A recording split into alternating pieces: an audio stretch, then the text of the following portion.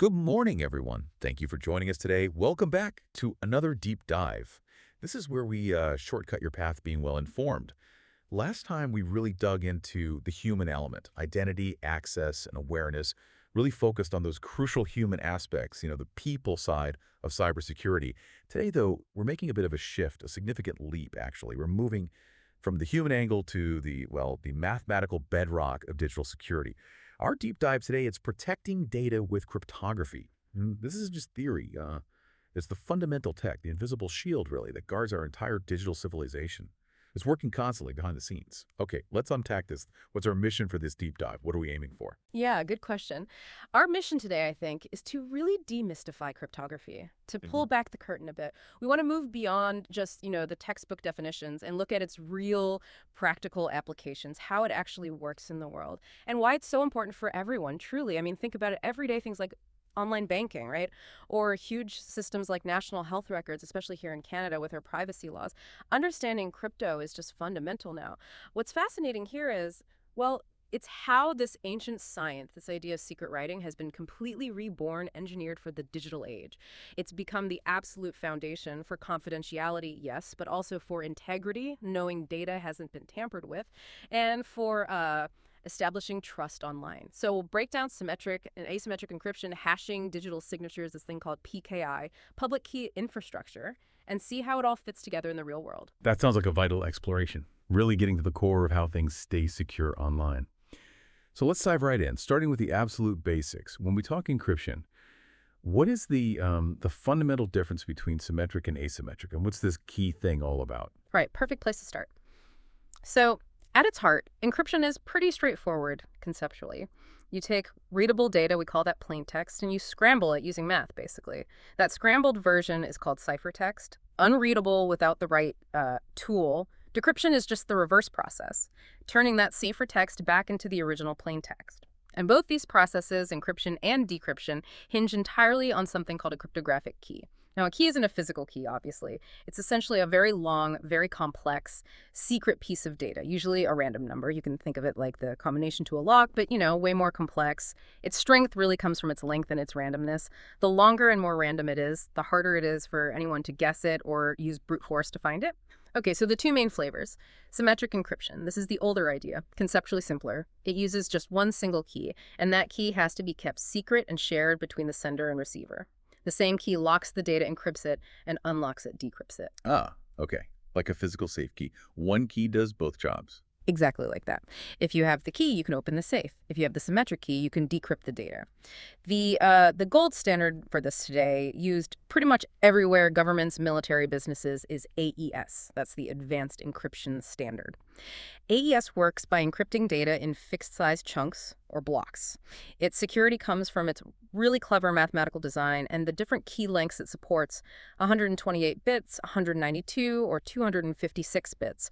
Longer means stronger generally. It makes it incredibly tough to break. Okay, so one key, fast. Yeah. AES is the standard. What about the other type, asymmetric? Right, asymmetric encryption. This is also called public key cryptography. And it was a huge breakthrough back in the 1970s. Really revolutionary. Why? Because it tackles a big problem with symmetric encryption, which we'll get to in a sec. Asymmetric uses a pair of keys for each person. These keys are mathematically linked, but they're distinct. You have a public key, which, as the name suggests, you can share it freely. Give it to anyone, post it online, doesn't matter. And then you have a private key. This one is critical. You must keep it absolutely secret. Guard it carefully. Okay, a pair of keys. How does that work? Like the mailbox analogy I've heard. That's a great analogy, exactly. Think of your public key, like the mail slot on your personal mailbox. Anyone can walk up and drop a letter, an encrypted message, through that slot, but only you, the person with the unique physical key to that specific mailbox that's your private key, only you can actually open the box and read the letters inside or decrypt the messages. Ah, I see. So anyone can lock it using the public part, but only the owner can unlock it with the private part. Precisely. And the most common algorithm for this, the one you see most often, is RSA, named after the guys who invented it, Rivest, Shamir, and Adelman. RSA security is based on something really hard in mathematics, factoring huge numbers. Specifically, multiplying two massive prime numbers is easy for a computer, but starting at the result and figuring out the original two primes, that's incredibly difficult, computationally speaking. That difficulty is what protects the private key. Okay, so AES for symmetric, RSA for asymmetric. Got it. Now, you mentioned symmetric is really fast and efficient, especially with AES. Sounds great for big stuff. But what's the downside? You hinted at a problem. What are the main strengths and, I guess, the main weaknesses of sticking just with symmetric encryption? You're right on track. The strength is definitely speed and efficiency. Symmetric algorithms like AES are lightning fast compared to asymmetric ones. They're designed for performance. Yeah. That makes them absolutely perfect for encrypting large volumes of data. Think encrypting your entire hard drive, or securing a streaming video feed, or transferring massive files. You need that speed. Okay, speed is the big plus. Huge plus. But the weakness, it's a big one. It's all about the key. The major challenge is key distribution. Remember, with symmetric, you have that one secret key that both sides need. Yeah, the sender and receiver both need the same key. Exactly. So how do you get that secret key safely from the sender to the receiver, especially if you're communicating over something inherently insecure, like, well, the internet? Yeah, that sounds tricky. If someone intercepts the key while you're sending it. Game over. If an attacker grabs that single secret key, they can decrypt everything that was encrypted with it. All your communication is compromised. This key exchange problem was a massive roadblock for secure communication online for a long time. How do you securely share the secret needed to start the secret communication? It's a bit of a chicken and egg problem, isn't it? It really is. Okay, so that weakness, that key distribution problem, asymmetric encryption sounds like it was tailor-made to fix that. How does it actually manage that? How does the two-key system solve it? It's really quite elegant. It solves the problem because the private key, the really sensitive one needed for decryption, never needs to be shared. It never travels across the network. Because you only share the public key. Exactly. Let's go back to the mailbox. Anyone can find your house and use the public mail slot, your public key, to send you a locked message. They encrypt it using your public key. But only you, holding the secret physical key, your private key, can unlock that mailbox and read the message. So the part that actually unlocks the sensitive information, the private key, stays securely in your possession. It never has to be transmitted. You just publish the public key and you're good to go. People can send you stuff securely. That is clever. It neatly sidesteps the whole issue of transmitting the secret key. Very cool. Okay, so symmetric is fast, great for bulk data. Asymmetric is slower, but amazing for securely getting keys or small messages across without prior sharing. So here's where it gets really interesting. How do systems we use every single day, like, say, secure web browsing with TLS, the HTTPS lock icon, how do they actually use these? Do they pick one, or do they somehow combine them? They absolutely combine them. Modern systems, especially TLS, which secures most of the web, use what's called a hybrid approach. They cleverly leverage the best parts of both symmetric and asymmetric encryption. Okay, a hybrid. How does that work in practice? Well, think about when you first connect to a secure website, like your bank. That initial connection setup, that's called the TLS handshake. It's a complex little dance. During this handshake, the system uses the slower but more secure for key exchange, asymmetric encryption. Your browser connects. The server sends its digital certificate, we'll talk more about those later, which contains its public key. Right, using the public key stuff. Exactly. Your browser uses asymmetric crypto to check the server's certificate, make sure it's legit. And then, crucially, they use asymmetric encryption again to securely negotiate and agree upon a brand new temporary symmetric key, just for this one session. So they use the slow, secure method just to agree on a fast key. Precisely. Once that unique temporary symmetric session key is securely established thanks to the asymmetric part, the handshake is complete. From that point on, for the rest of your browsing session, all the actual data being sent back and forth, the web pages, your login details, everything is encrypted using that super fast symmetric key, probably AES. That makes so much sense. Yep. Use the heavy-duty stuff for the critical key exchange, then switch to the race car for the actual data transfer. You got it. It's the best of both worlds. Security for the setup, speed for the ongoing communication. That little padlock icon represents all that complex crypto working together seamlessly. Okay, that covers confidentiality, keeping things secret. But cryptography does more, right? You mentioned integrity earlier, making sure data hasn't been messed with. So what exactly is hashing? How does that fit into the picture? Hashing is another absolutely crucial piece of the puzzle. It's all about ensuring data integrity. A hash function is a special kind of mathematical algorithm. It's designed to be one way. You feed it some input data, could be anything, a tiny message, your password, a massive software file, doesn't matter the size.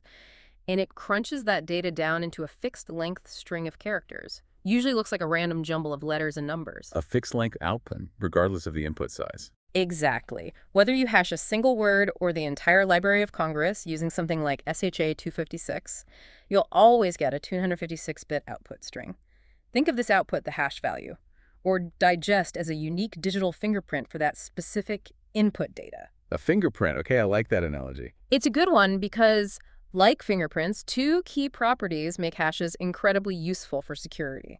First, if you change anything in the input data, even just one single bit, one letter, one pixel, the resulting hash value changes completely and unpredictably, dramatically. We call this the avalanche effect. So any tiny modification is immediately obvious because the fingerprint changes entirely. Instantly obvious. You recalculate the hash, compare it to the original, and if they don't match perfectly, you know the data has been altered.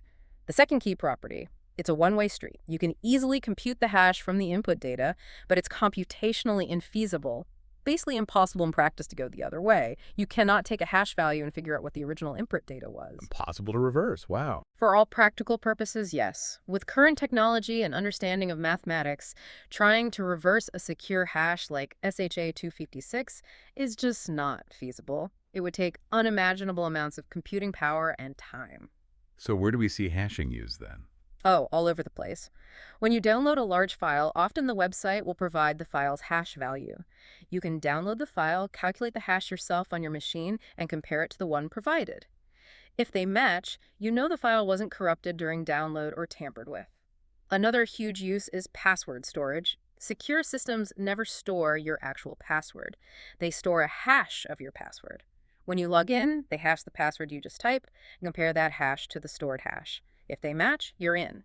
But if their database is ever stolen, the attackers only get the hashes, not your actual passwords. That's clever. So even if they steal the database, they don't get the keys to the kingdom. Precisely. Hashing provides integrity verification and enables secure practices like password storage without exposing the original secret. Okay, so hashing gives us integrity, that digital fingerprint. But what about proving who created that data or who applied that fingerprint? How do we tie an identity to it? How do hashing and asymmetric cryptography team up to create something even stronger, a digital signature? Digital signatures. This is where things get really powerful, combining the integrity check of hashing with the identity aspect of asymmetric keys. A digital signature provides three really strong guarantees. First, authenticity proof of who signed the data. Second, integrity proof the data hasn't changed since it was signed. And third, non-repudiation. Non-repudiation, what's that? It means the signer cannot later deny having signed the data. Because creating the signature required their unique private key, which only they should possess, it creates a strong, verifiable link back to them. They can't credibly say, nope, wasn't me. Okay, authenticity, integrity, and you can't deny it. Powerful stuff. How is one actually created? What does the sender do? So let's walk through it. Imagine Alice wants to send a digitally signed document to Bob. First, Alice takes her document, the original data, and calculates its hash value using a standard algorithm like SHA-256. She gets that unique digital fingerprint. Okay, step one, hash the data. Step two, Alice then takes that resulting hash value, which is relatively small, remember, fixed size, and she encrypts that hash using her own private key. She encrypts the fingerprint, not the whole document, using her secret key. Exactly. Encrypting the whole document might be slow, but encrypting the small hash is very fast. This encrypted hash, that is the digital signature. Step three, Alice sends the original document, maybe it's encrypted separately for confidentiality, maybe not, along with this digital signature attached, over to Bob. Got it. Document plus its hash encrypted with Alice's private key. Yeah. Now, how does Bob check it on his end? Okay, so Bob receives the document and the signature. He needs to verify it. Here's what he does. First, Bob needs Alice's public key. Remember, that's freely available. He uses Alice's public key to decrypt the digital signature that came with the document. Using her public key to unlock something locked with her private key. Precisely.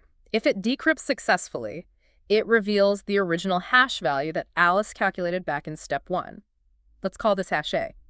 Second, Bob takes the document he received from Alice and calculates its hash value himself, using the exact same hash function Alice used. For example, SHA-256. Let's call this hash B. Okay, so he regenerates the fingerprint from the document he received. Yes. And the final step is simple. Bob compares hash A, the one he decrypted from the signature, with hash B, the one he just calculated. If hash A and hash B are absolutely identical, the signature is valid. And what does that prove to Bob? It proves two critical things. First, authenticity. Bob knows the message must have come from Alice because only her private key could have created a signature that her public key could successfully decrypt. Second, integrity. Bob knows the document wasn't altered in transit. If even one byte had been changed, hash B, his calculated hash, would be completely different from hash A, the original hash from the signature, and the check would fail. Wow. Okay, that combination is really powerful for proving who sent something and that it arrived unchanged. But this whole system, asymmetric keys, digital signatures, it all seems to rely heavily on trusting that the public key you're using actually belongs to the person or entity you think it does. What stops an attacker, say, setting up a fake bank website and just give me their public key, pretending it's the bank's, if I trust that fake key? You've hit the nail on the head. That is the absolute crucial problem that needs solving for this whole thing to work reliably at scale. How do you trust a public key you just received from someone over the internet? Yeah. This raises an important question. The solution is a system, an entire framework called Public Key Infrastructure, or PKI. PKI. Okay, what is that? PKI isn't just one piece of software, it's a whole ecosystem. It involves hardware, software, strict policies, defined procedures, and, critically, a set of trusted organizations. Its entire job is to manage the life cycle of digital certificates, creating them, distributing them, managing them, and importantly, revoking them if they get compromised. PKI is essentially the global framework that allows us to establish and verify trust in public keys online. It's what makes secure communication possible between parties who've never met. Okay, so PKI manages these digital certificates. What exactly is a digital certificate? And who are these trusted organizations you mentioned that issue them? Great questions. A digital certificate is basically an electronic credential. Think of it like a digital passport. It securely binds an identity like a website's domain name, www.mybank.com, or maybe an organization's name, or even an individual's email address to a specific public key. And this binding, this connection between the identity and the public key, isn't just stated. It's certified, it's vouched for by a trusted third party. And those third parties are? Those are the certificate authorities, or CAs. You can think of them as the digital equivalent of a passport office or a notary public. They are organizations whose entire business relies on being trustworthy validators of identity. Some well-known CAs are companies like DigiCert, GlobalSign, Sec2Go. There's also Let's Encrypt, which is a hugely popular nonprofit CA providing free certificates. Okay, so CAs issue these certificates. What do they do to make sure the certificate is legitimate before they issue it? That's their core function, verification. Before a CA issues a certificate, say for a website, they have to perform checks to verify that the entity requesting the certificate is actually who they claim to be, and crucially that they control the domain name, like www.mybank.com, listed in the certificate. The level of checking varies. Basic domain validation, DV, might just involve proving control over the domain via email or to DNS records. Organization validation, OV, involves checking business registration documents. Extended validation, EV, involves even more rigorous legal and operational checks. So they do their homework to confirm identity. Yes. And once the CA is satisfied, they take the certificate information, the identity, the public key, validity period, etc., and they use their own highly protected private key to digitally sign that certificate. So the CA puts its digital signature on the certificate. Exactly. That CA's signature is their stamp of approval. It's them saying, we have verified this entity and we vouch that this public key genuinely belongs to them. Okay, so certificates bind identity to a public key, signed by a trusted CA. How does this all come together? How does PKI use this to create that chain of trust that lets my browser know it's safe to connect to a site using HTTPS? Right. Let's connect this to the bigger picture, like your browser, your web browser, and your operating system too, come preloaded with a list of root certificates. These are the public keys of the top-level, most trusted certificate authorities, the root CAs. Your system implicitly trusts these roots. Okay, my computer already trusts a bunch of these main CAs. Correct. Now, when you try to connect to a secure website, HTTPS, that website server sends its digital certificate back to your browser. Your browser looks at that certificate and, crucially, it looks at the digital signature on that certificate. It sees which CA signed it. Often, the website certificate wasn't signed directly by a root CA, but by an intermediate CA. So the browser then asks, okay, who signed this intermediate CA certificate? Following the signatures upwards. Precisely. It checks the signature on the intermediate CA certificate. Hopefully that certificate was signed by one of the root CAs that your browser already trusts from its preloaded list. This creates a chain of certificates linking the website's certificate through one or maybe more intermediate certificates all the way back up to a trusted root CA. A chain of trust. Exactly. If your browser can successfully verify every signature in that chain, and the final link leads back to a root CA it trusts, and if the certificate hasn't expired and the domain name matches, then your browser accepts the website's certificate as valid. It now trusts the public key presented in that certificate and uses it to start the secure TLS handshake we talked about earlier. And if the chain is broken, or leads to an untrusted root, or the certificate is expired, Your browser throws up a big warning. Your connection is not private message. It's telling you it couldn't validate the chain of trust for some reason, and proceeding might be risky. okay, that makes HTTPS possible. That chain of trust, built on PKI and certificates, is fundamental. Now, we've talked about securing the connection itself.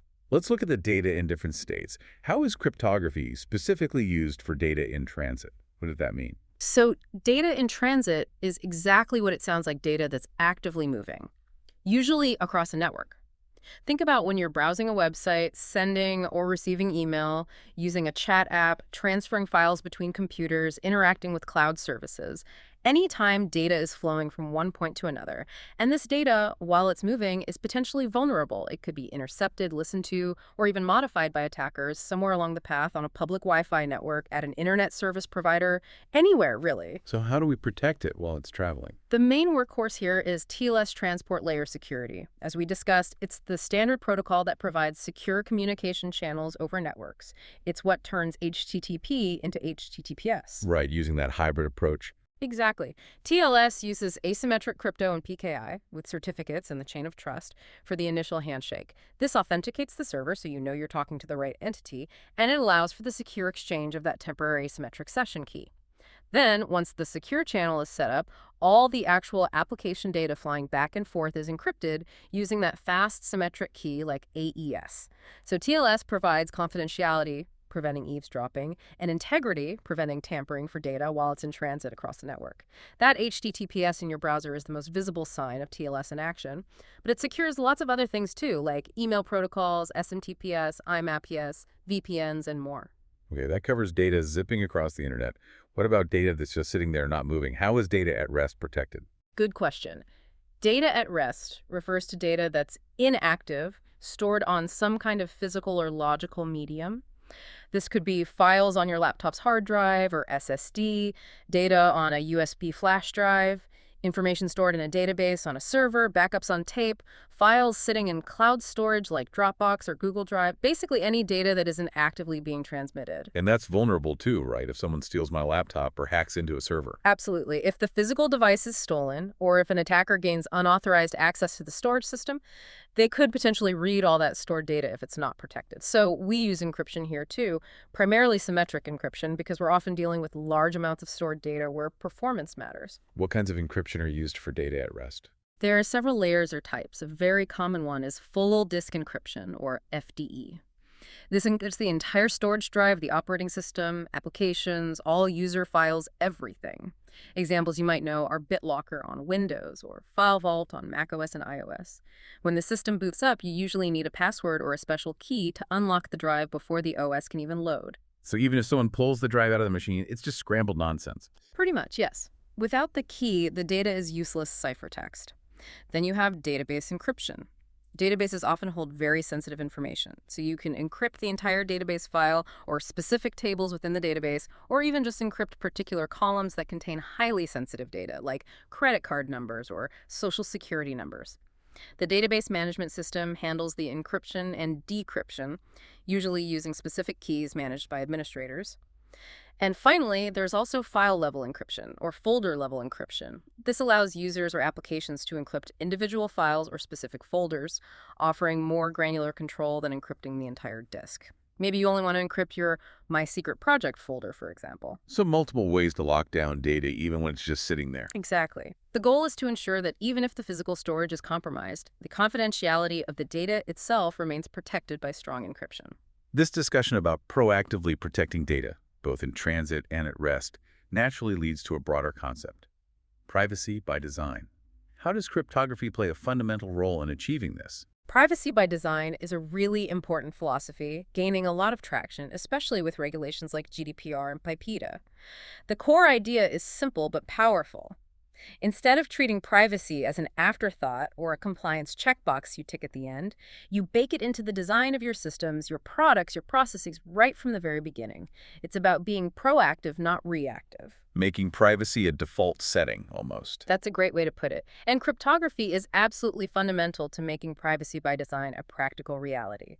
It provides the technical tools to build privacy protections directly into the architecture. How so? What specific roles does crypto play? Well, first and most obviously, it enforces confidentiality. By encrypting sensitive personal data both when it's stored at rest and when it's being transmitted in transit, organizations can meet their obligation to keep user information secret. This directly supports core privacy principles. Think about encrypting user profiles in a database or encrypting chat messages end-to-end. That's crypto-enabling confidentiality by default. Second, cryptography supports data minimization, another key privacy principle. This means collecting and retaining only the data that's strictly necessary. How does crypto help? Well, techniques like field-level encryption in databases allow systems to work with data without exposing everything. Maybe you store an encrypted email address, but only use a non-sensitive user ID for most operations, or hashing, as we discussed. Right, like hashing passwords instead of storing them. Exactly. Or using hashing to create pseudonyms. You can replace directly identifiable information, like a name or email, with a consistent but non-reversible hash or token. This is anonymization or pseudonymization. It allows companies to, say, analyze user behavior patterns in aggregate without needing to see the actual personal identities tied to that behavior. You get the insights, but you protect the individual's privacy. So crypto gives you tools to separate data from identity, or just hide the sensitive bits. Precisely. It allows you to build systems where privacy isn't just a policy, it's an inherent technical property enforced by mathematics. Cryptography provides the building blocks for making privacy by design actually work in practice. That really highlights how central cryptography is, not just for security, but for modern privacy practices too. So to wrap this up, let's summarize. What are the absolute key components of this cryptographic toolkit that's silently guarding our digital lives? What's the big picture takeaway? Okay, boiling it down, the cryptographic toolkit we rely on every day has these core components. We have symmetric encryption, like AES, giving us speed and efficiency for confidentiality of large amounts of data. We have asymmetric encryption, like RSA, solving the key exchange problem and enabling digital trust, also for confidentiality and setting up secure channels. We have hashing, like SHA-256, creating those unique digital fingerprints for integrity, making sure data hasn't been tampered with. We have digital signatures, combining hashing and asymmetric keys to provide strong authenticity, integrity, and that crucial non-repudiation. And holding it all together, we have the public key infrastructure, PKI, the global framework using certificates and CAs to establish trust and identities and public keys online. So those 5 elements work together. They absolutely do. These mathematical tools are constantly working behind the scenes, protecting your data in transit when you see HTTPS, thanks to TLS using a mix of these, protecting your data at rest on your devices and in the cloud using symmetric encryption like AES. The final thought, really, is that understanding these principles isn't just for cryptographers anymore. For anyone working in tech or even just wanting to understand the digital world, grasping these fundamentals is becoming essential. It's the bedrock for building secure, trustworthy, and increasingly privacy-respecting systems in this century. It's how we make the inherently open internet a place where we can actually conduct business and communicate securely. That was an incredibly insightful deep dive. We've really covered the mathematical defenses that underpin so much of our digital world, establishing a strong foundation in these cybersecurity fundamentals. It's amazing how much is happening invisibly. But as you said, this is the foundation. Join us next time as we build on this and shift our focus upwards to building secure systems, application and cloud security. We'll explore how these cryptographic principles and others are actually applied in the complex world of software development and large-scale cloud environments. Thank you all so much for tuning in and going deep into cryptography with us today. We really hope it was valuable. We encourage you to subscribe to our channel, Tech, AI, and Beyond, for more comprehensive explorations like this one, covering technology, AI, and everything shaping our digital future.